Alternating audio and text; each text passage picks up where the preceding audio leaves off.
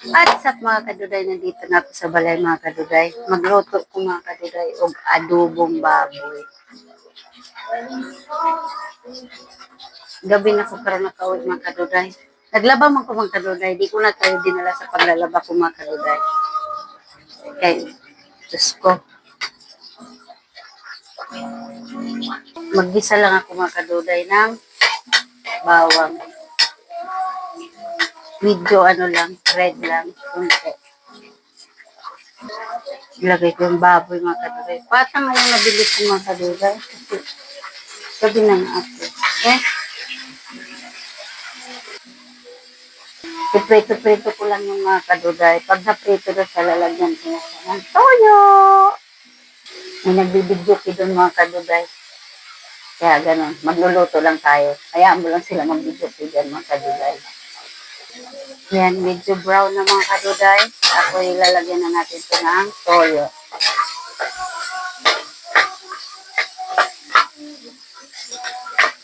Kaya, ang magic sarap.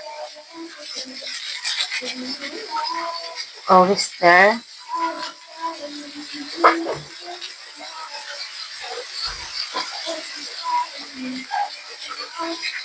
Toyo. Haluin natin mga kaduday. Ganito ba kayo mag-adobo din mga kaduday? Iprito-prito ko muna mga kaduday para yung lansa ng baboy nawawala. Bago ko lagyan siya ng mga kalahasa. Lagyan ko siya tubig kahit kunti lang. Para pag lang baboy, bot ang baboy. Takpan muna natin mga kaduday, mga 30 minutes o 45 minutes. After 45 minutes mga kaduday, bubuksan na natin. Ay, matigas pa yung baboy. Dinosaur ata ito mga kaduday.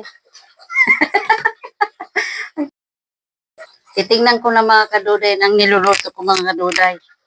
After 1 hour mga kaduday, titingnan ko muna. Diyos ko mga kaduday, matigas pagod ang pata ng dinosaur ata to. Ano ba to si kuya? Nagbibenta ng pata ng dinosaur.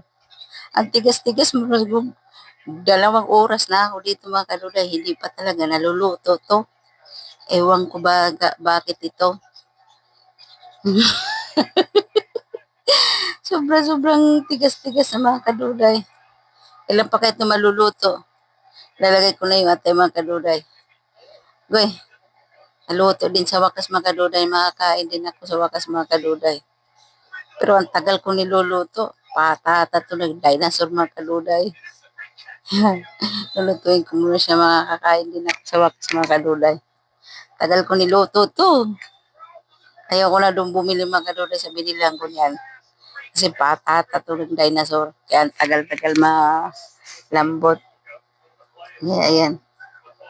Maya-maya maluto na yung mga kaduday. Ay makakain na din. Nagutom na kaya ako mga kaduday.